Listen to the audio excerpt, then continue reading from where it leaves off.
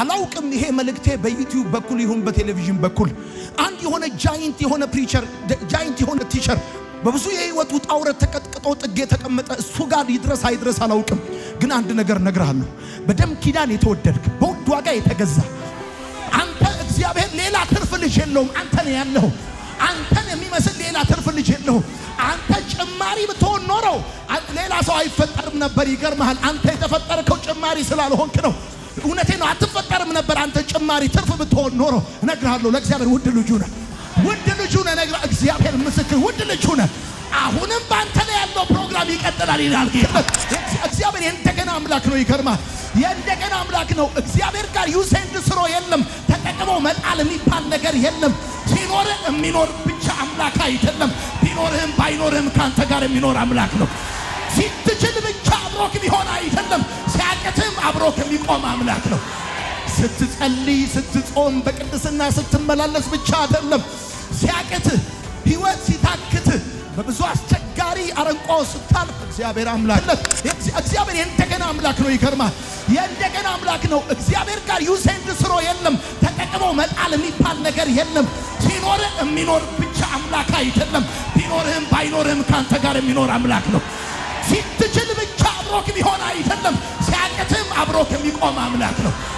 ስትጸልይ ስትጾም በቅድስና ስትመላለስ ብቻ አይደለም፣ ሲያቅትህ ህይወት ሲታክትህ በብዙ አስቸጋሪ አረንቋ ስታልፍ እግዚአብሔር አምላክ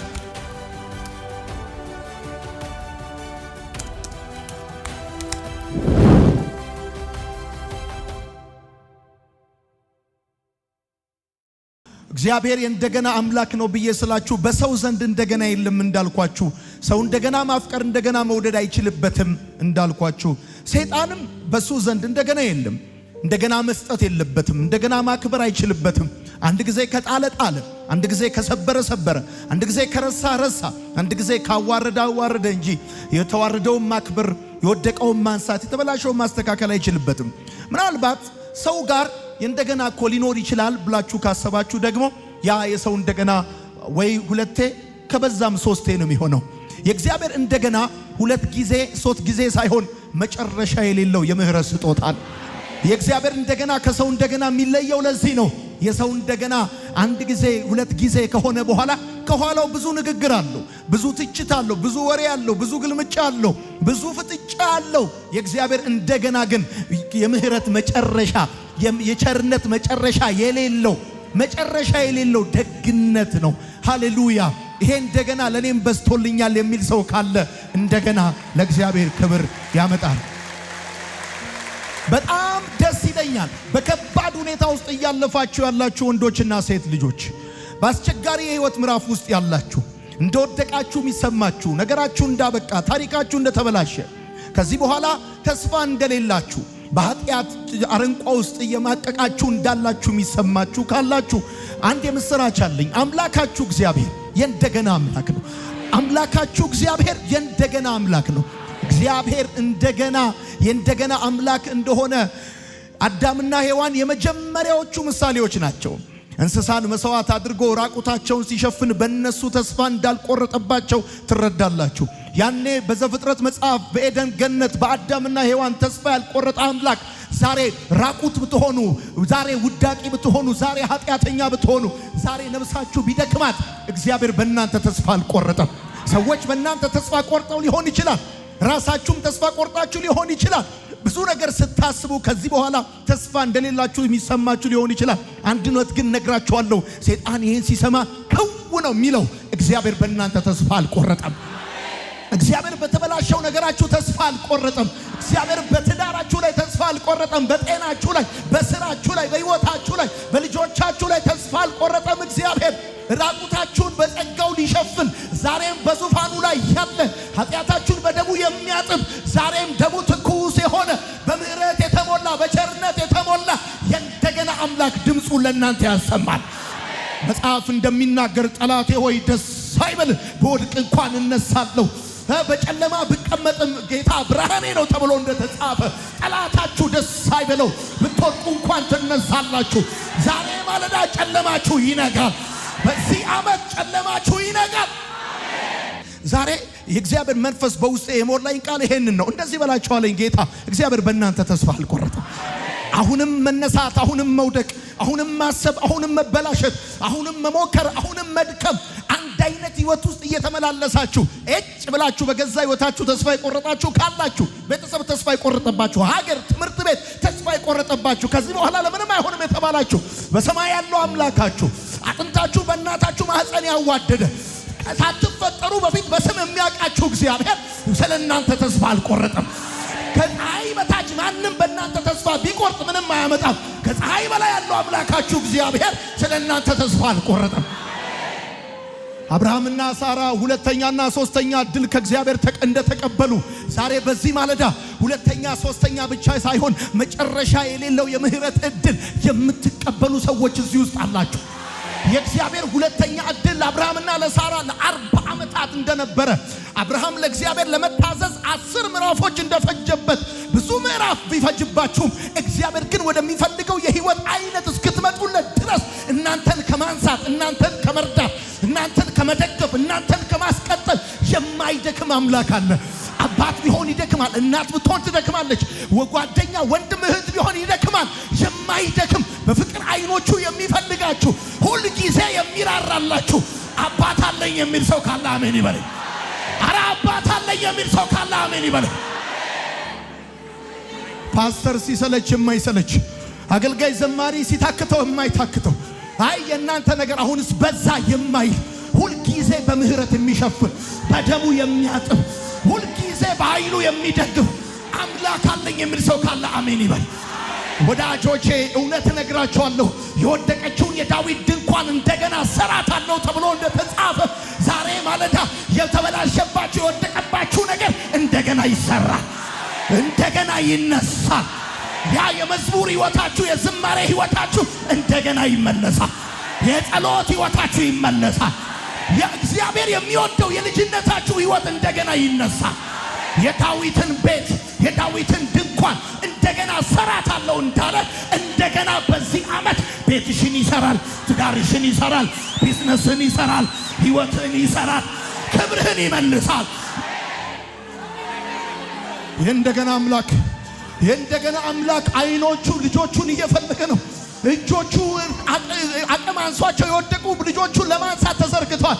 አይቼዋለሁ። እግዚአብሔር እንደዚህ ብሎኛል፣ እንደገና በመካከላችሁ አልፋለሁ ብሎኛል።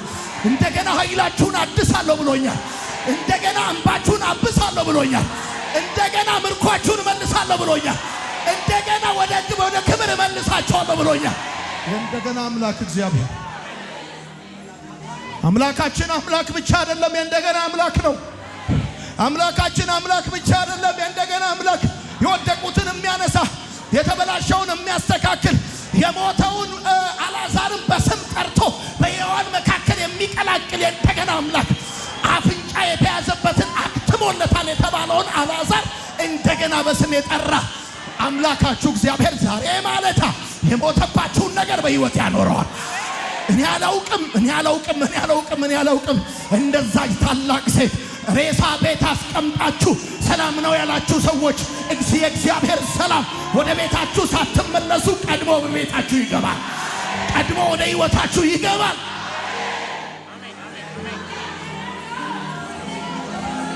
የምናመልከው፣ የምንዘምርለት፣ የምናገለግለው ያድነናል ያልነው የተማመንበት አምላክ ብቻ አይደለም፣ የእንደገና አምላክ ነው። አሜን ነው ወይ? የእንደገና አምላክ ነው። ክብር ለእግዚአብሔር ይሁን። ዛፍ እንኳን ቢቆረጥ ስሩ እንኳን ባፈር ውስጥ ቢሞት ከውሃ ሽታ የተነሳ ሊያቆጠቁት ተስፋ አለው ተብሎ እንደተጻፈ ማን ነው ለህይወትሽ፣ ማን ነው ለህይወት ተስፋ የለውም ያለው? ማን ነው ለአገልግሎት፣ ማን ነው ለኑሮ፣ ማን ነው ለትዳር ተስፋ የለውም ያለው? ለጤናክ ተስፋ የለውም ያለው ማን ነው? የምናመልከው አምላክ፣ የምንዘምርለት፣ የምንሰግድለት፣ ጠዋትና ማታ ፊቱን የምንፈልገው ስሙን የምንጠራው አምላካችን ይገርማል። እኔ ዛሬ ነግርሃለሁ፣ አተኩሬ ነግርሃለሁ። ምናልባት ይሄ መልእክት የሆነ ቀን ይጠቅም ይሆናል፣ የከፋ ቀን የደከመ ቀን ሊጠቅም ይችል ይሆናል። ለሆነ ጓደኛ ላክለት፣ ለታከተው ህይወት ላስጠላው ሙት ለሚለው ነገር ላቅለሸለሸው ለሆነ ቤተሰብ ላክለት። እግዚአብሔር የእንደገና አምላክ ነው። ይገርማል። የእንደገና አምላክ ነው። እግዚአብሔር ጋር ዩሴንድ ስሮ የለም፣ ተጠቅሞ መጣል የሚባል ነገር የለም። ሲኖር የሚኖር ብቻ አምላክ አይደለም። ባይኖርህም ካንተ ጋር የሚኖር አምላክ ነው። ሲትችል ብቻ አብሮክ ቢሆን አይደለም፣ ሲያቅትም አብሮክ የሚቆም አምላክ ነው። ስትጸልይ ስትጾም በቅድስና ስትመላለስ ብቻ አይደለም፣ ሲያቅትህ ሕይወት ሲታክትህ በብዙ አስቸጋሪ አረንቋ ስታልፍ እግዚአብሔር አምላክ ካንተ ጋር የሚሆን አምላክ ነው። አሜን ነው። የእንደገና አምላክነቱ ምኑ ላይ ነው ካልከኝ የረሳውን ሊያስታውስህ ያኔ በልጅነትህ በትምህርት ቤት ያኔ በቤተሰብ ያኔ ገና በጠዋት የነገረህን ነገር ስትረሳው የህይወት ውጣ ውረድ ሲያስረሳ ኪዳን እያለ ኪዳን እንደሌለ ተስፋ እያለ ተስፋ እንደሌለ ትልቅ አቅም እያለ ሲዋሽብህ ተፈጥሮ ሲዋሽብህ ሰዎች ሲዋሹብህ እድሜ ሲዋሽብህ ይመጣና እንደዚህ ይላል ነው እንቶ እንደዚህ አይደለም አንተ ጋር ትልቅ ክብር አለ። የሰማኝ ሰው ካለ በደንብ አድርጎ አሜን ይበለኝ። የሰማኝ ሰው ካለ እንደገና አሜን ይበለኝ። ወዳጆቼ እግዚአብሔርን ከሌላው የሚለየው አንዱ ማንነቱ ይሄ ነው። ይገርመኛል። ሰዎች ወድቀህ ሲያገኙ የትላንትናውን ማስታወስ አይፈልጉም።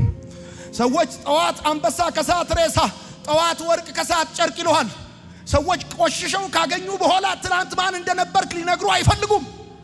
እግዚአብሔር ግን ስትቆሽሽ ሲያቅትህ ስትወድቅ ነገሮች ሲበላሹ አሁን ካለበት ሁኔታ ተነስቶ አንተን ዲፋይን ከማድረግ ይልቅ ትላንትና ለሱ የነበረህን ትጋት ለሱ የነበረህን ፍቅር ለሱ የነበረን የልብ መሰጠት የሚረሳ ሰው አይደለማ። ሰው እኮ ይረሳል ወዳጆች፣ ሰው ይረሳል። እግዚአብሔር ግን አይረሳም።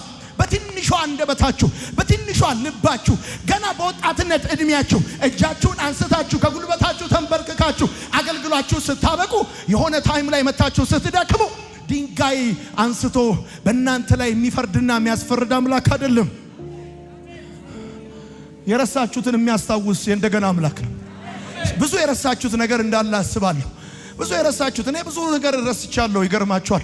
እድሜ ሲቆጠር ጊዜ ሲሄድ ዘመን ሲያልፍ ዘመን ሲተካ ብዙ ነገር ረስቻለሁ። እንደዚህና እንደዛ በህይወት እሰራለሁ ያለኝ ጌታ ከተመረኩ በኋላ እኮ አይደለም፣ ከተማርኩ በኋላ አይደለም፣ ካገባው በኋላ ልጅ ከወለድኩ በኋላ አይደለም። እንደዚህና እንደዛ በህይወት አደርጋለሁ ብሎ ሲለኝ ያለኝን ነገር ያለኝ አሁን ያለኝ ነገር ሲኖረኝ ያልኩ ነገር ይሳካል ብሎ አምኖ አይደለም። ምንም በሌለበት በደረቅ ምድር ራሱን ተማምኖ ነው ስለኔ ነገረኝ። ስለ ራሳችሁ ልነግራችሁ ላስታውሳችሁ ፈልጋለሁ። አንተ ተራ ሰው እንዳልሆንክ ልነግርህ ፈልጋለሁ። አላውቅም ይሄ መልእክቴ በዩቲዩብ በኩል ይሁን በቴሌቪዥን በኩል አንድ የሆነ ጃይንት የሆነ ፕሪቸር ጃይንት የሆነ ቲቸር በብዙ የህይወት ውጣ ውረድ ተቀጥቅጦ ጥጌ ተቀመጠ እሱ ጋር ይድረስ አይድረስ አላውቅም። ግን አንድ ነገር ነግርሃለሁ። በደም ኪዳን የተወደድክ በውድ ዋጋ የተገዛ አንተ እግዚአብሔር ሌላ ትርፍ ልጅ የለውም። አንተ ነው ያለው። አንተን የሚመስል ሌላ ትርፍ ልጅ የለውም።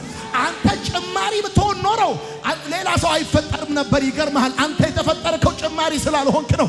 እውነቴን ነው። አትፈጠርም ነበር አንተ ጭማሪ ትርፍ ብትሆን ኖሮ። እነግርሃለሁ ለእግዚአብሔር ውድ ልጁ ነህ። ውድ ልጁ ነህ። ነግራ እግዚአብሔር ምስክር ውድ ልጁ ነህ። አሁንም ባንተ ላይ ያለው ፕሮግራም ይቀጥላል ይላል ጌታ። ቀስ ብዬ የምነግራችሁ መልእክቴን እንድትይዙልኝ ስለፈለኩ ነው። አሁንም ባንተ ላይ ያለው ፕሮግራም ይቀጥላል። ደክሞሃል፣ ፕሮግራሙ ግን ይቀጥላል። ወድቀሃል፣ ፕሮግራሙ ይቀጥላል። ተበላሽቷል፣ ፕሮግራሙ ይቀጥላል። ተሳስተሃል፣ አሁንም ከተሳሳትክበት ከወደክበት ተነስተህ ፕሮግራሙ ይቀጥላል። እኔ ላይ ያለው ዓላማ ይቀጥላል። የሚል አሜን ይበል። እንደገና ሲል በህይወትሽ ላይ ይሰማኛል። እንደገና ልጄ ሆይ ትዘምሪያለሽ፣ እንደገና ታገለግኛለሽ። ልጄ ሆይ እንደገና ቤት ይሰራል፣ ደስታ ይመለሳል። እግዚአብሔር እንደገና ሲል ይሰማኛል። ለሆነ ሰው ይሄን መልእክት ላኩለት። እንደገና ሲል ይሰማኛል። እናንተ ቤት፣ እናንተ ህይወት፣ እናንተ ታሪክ ውስጥ እንደገና ነገሮች ይሰራል። ወይኔ የሰማኝ ሰው ካለ አሜን ይበል። እንደገና በክብር አደባባይ፣ እንደገና በእግዚአብሔር እርሻ፣ እንደገና በእግዚአብሔር መንግስት ውስጥ፣ እንደገና ከልጆችሽ ጋር፣ እንደገና ከልጆች ጋር። ወይኔ ለሆነ ሰው ለሆነ ወንድ ልጅ እንደዚህ እግዚአብሔር ይናገረኛል። እንደገና ከልጆች ጋር ትሆናለህ። እንደገና ከወለድካቸው ልጆች ጋር ትሆናለህ። እንደገና ከልጆች ጋር ትሆናለህ። ቅጥርህን አድሳለሁ፣ ኪዳንህን አድሳለሁ። አምላካችን አምላክ ብቻ አይደለም፣ የእንደገና አምላክ። ወዳጆቼ ነገራቸው አስታውሳቸው ብሎኛል። መተኪያ የሌላችሁ የቃል ኪዳን ልጆቼ እንደሆናችሁ እግዚአብሔር ለእናንተ ያለውን ፍቅር ሊያስታውሳችሁ ይፈልጋል።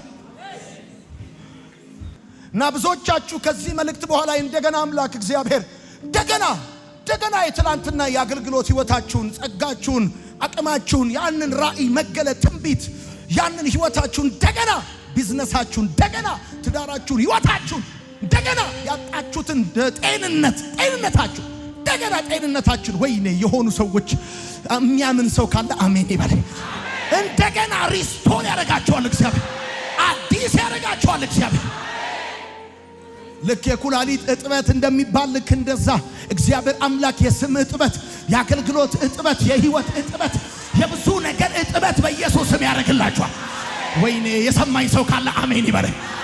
አንተ እንደዚህ ያለ እግዚአብሔር እንዴት ትቀመጣል? እኔ ስምህን አድሰዋለሁ ይላል። ስምህን እመልስልሃለሁ፣ የልጅነትን ስም፣ ያንን አስፈሪ ስም፣ ታላቅ ስም፣ ያንን ኃያል ስም፣ ያንን ገናና መጽሐፍ እንደሚናገር ወዳጄ እግዚአብሔር አለ የአብርሃም ሎሌ እንደዚህ ያለ ጌታዬን ባረከዋል፣ አገነነዋል። የአብርሃም ስም ገናና ስም ነበር እና በትንሽም በትልቅም በተራም በምናምን ምክንያት በብዙ ጉዳይ በስማችሁ ላይ የማይሆን ነገር የተለቀለቀባችሁ፣ በስማችሁ ላይ ብዙ ነገር የተጻፈባችሁ በጌታ በኢየሱስም ከዚህ ቀን ጀምሮ እግዚአብሔር ስማችሁን ያድሰዋል። ይሄ ነገር መስታወት ሆኖ ነው የተውኩት። በጌታ በኢየሱስም በብዙ ነገር ልባርካችሁ። ወንበር ፖዚሽን እንደሆነ በቤተሰባችሁና በዚህ ምድር ላይ ያላችሁን ፖዚሽን መልሳችሁ መያዝ ይሆንላችሁ። በኢየሱስም መያዝ ይሆንላችሁ። ፖዚሽናችሁን ትይዛላችሁ። ባመናችሁት ሰው የተመታችሁ፣ ባስጠጋችሁት ሰው ወጥመድ የተዘረጋባችሁና በከባድ ሁኔታ ቅርቃር ውስጥ የገባችሁ ሰዎች መጽሐፍ ለሁሉም ጊዜ ያለው እንደሚል ቁጥር 22 ላይ የሳምሶን ጸጉር እንደገና ማደግ ጀመረ ተብሎ እንደተጻፈ ልክ እንደዛ አሁን ደግሞ በተራው የናንተ ነገር፣ የናንተ ቤት፣ የናንተ ህይወት፣ የናንተ አገልግሎት፣ የናንተ ጸጋ፣ የናንተ ጥሪ፣ የናንተ ቢዝነስ ከተመታበት ከተቆረጠበት ለምን ስሩ በአፈር ውስጥ ቢሞት እንኳን ተብሎ እንደተጻፈ ወዳጄ እግዚአብሔር ያለው ተስፋ አለው። የሰማኝ ሰው ካለ አሜን ይበለኝ። ዘመድ ካለው ሰው ይልቅ እግዚአብሔር ያለው ሰው ተስፋ አለው። ብር ካለው ይልቅ እግዚአብሔር ያለው ሰው ተስፋ አለው። ጓደኛ ካለው ይልቅ እግዚአብሔር ያለው ሰው ተስፋ አለው። ተባረኩ። ዘመድ ካለው ሰው ይልቅ እግዚአብሔር ያለው ሰው ተስፋ አለው። ብር ካለው ሰው ይልቅ እግዚአብሔር ያለው ሰው ተስፋ አለው። ጓደኛ ካለው ይልቅ እግዚአብሔር ያለው ሰው ተስፋ አለው። ወዳጄ የጠላት ችግር የለውም። እንደሚመታም ስለምታስብ ቀድመ ስትዘጋጅ ህመሙ አይከብድም። የጠላት የወዳጅ ግን እንኳን ቦክሱ ጥፊው ራሱ ያንገዳግዳል። አቤት እንዲህ ቢቧጭር ራሱ ይመዘምዛል። አልተዘጋጀማ፣ አልጠበክማ። ኃያሉ ሰው ጃይንት የሆነው ሳምሶን አልጠበቀም። በዚህ መልኩ እንዲህ ነው የሚለው መጽሐፍ። እንደዚህ ደሊላ ይላል ጸጉሩን አስላጨችው ነው፣ አስላጨችው ታስጨንቀውም ጀመር ይላል። ተጨነቃችሁ ሰዎች፣ ኃያል ሆናችሁ ትልቅ አቅም፣ ትልቅ የቢዝነስ ሐሳብ፣ ትልልቅ ጥሪ ይዛችሁ በአንድ ወይም በሁለት ጊዜ ስተት ምክንያት እንዳይሆኑ ሆኖ ነገራችሁ ከላያችሁ ላይ እንደተወሰደ የሚሰማችሁ ከዛም በላይ በሆነ የህይወት መንገድ ውስጥ ያላችሁ ሰዎች እና መጽሐፉም ሲናገር እንደዚህ አለ። ሳምሶንም እንዲህ ሲል ጸለየ፣ ልዑል እግዚአብሔር ሆይ አስበኝ፣ አምላኬ ሆይ አንድ ጊዜ ኃይሌን መልስ፣ ስለጠፉት አይኖቼ ፍልስጤማውያንን በቀል ዘንድ ብሎ ጸለየ። እግዚአብሔርም ሰማው። ተበቀላቸው፣ ተበቀላቸው፣ ተበቀላቸው። ይሆን ነግርሃለሁ፣ እግዚአብሔር ጠላቶችን ይበቀላል። እግዚአብሔር ጠላቶችን ይበቀል ዘንድ ኃይልን ይመልሰዋል። እንደ ተሳቀብህ አይቀርም፣ እንደ ተሳለቁብህ አይቀርም፣ እንደ ተሾፈብህ አይቀርም። እግዚአብሔር ነገርን ይመልሰዋል። ሕይወትን እግዚአብሔር ምስክሬ ነው። እግዚአብሔር ጋር ያለው ታሪክ አጨራረሱ ጠላቶች ጋር እንዳለው ስክሪፕቸር አይደለም። ጠላቶች ጋር እንዳለው ስክሪፕት አይደለም። እንደዛ ጋር እንታል የሰማኝ ሰው ካለ እግዚአብሔር ጋር ያለው የታሪክ መጨረሻ ጠላቶች ጋር እንዳለው ስክሪፕት አይደለም። ጠላቶች መሃል ላይ ያነበቡት መጨረሻን የሚያውቀው እግዚአብሔር ነው። መጨረሻ የክብር ነው። አሜን ይባላል። አሁን በጣም ብዙ ወጣቶች ሳገኛቸው ከሚያስቡት ነገር አንዱ ምንድነው? እኔ እንደኔ አይነቱን ኃጢአተኛ እግዚአብሔር ይቅር ይላል? አዎ ይቅር ይላል። አዎ ይቅር ይላል። የክርስቶስ ደም የማያነጻው የኃጢአት አይነት የለም። የኃጢአት ውፍረት የለም። እኔ እኮ ሰው ገድያለሁ። አዎ ይቅር ይላል። እኔ እኮ ኃጢአት ወድቄያለሁ። አዎ ይቅር ይላል። የሚፈልገው መመለስህን ብቻ ነው። የሚፈልገው ወደሱ ቀና ማለትህን ብቻ ነው። አዎ ይቅር ይላል። ሌባ ነበርኩ፣ ዘራፊ ነበርኩ፣ ተደባዳቢ ነበርኩ። አዎ ይቅር ይላል። ኃጢአትን ይቅር የሚል እንደገና አምላክ አዎ ይራራልኛል፣ ፊቱ ወደ እኔ ይመልሳል። አዎ ሰው ነው ተሰብስቦ በአንተ ኃጢአትና ውድቀት ቢዝነስ የሚሰራው መመረቂያ ጽሑፉን የሚሰራው እንጂ እግዚአብሔር ይቅር ይላል። እዚህ ቤት ያላችሁ ከዚህም ውጭ መልእክት የምትሰሙ እግዚአብሔር የሚለምን ጸሎትን የሚሰማ አባ ስትሉት የሚደርስ አሜን አትሉ? አሜን አትሉ? ይዛችሁ የምትጠጡበትን ጠርሙስ ሳትለቁት ጌታ ሆይ ስትሉት አቤት የሚል አሜን በል። አትለቁት እኮ ዳያነት አምላክ የእንደገና አምላክ ኃጢአትን ይቅር የሚል የእንደገና አምላክ አሁን እየተሰበከ ያለው እግዚአብሔር በየአደባባዩ ይሄ እኮ አውደ ምሕረት ነው። በየአውደ ምሕረቱ የተናደደ ሰይፍ የያዘ የሚቀጠቅጥ የሚያዋርድ እርቃን ድንኳን በድንኳን ቸርቹን የሚያደርግ አምላክ የለኝም። እኔ ሜርሲፉል የሆነ አባት ነው ያለኝ። የሚራራ ቸር አባት ልጆቹን የሚለመን። እስቲ በደንብ አድርጋችሁ አሜን በሉ።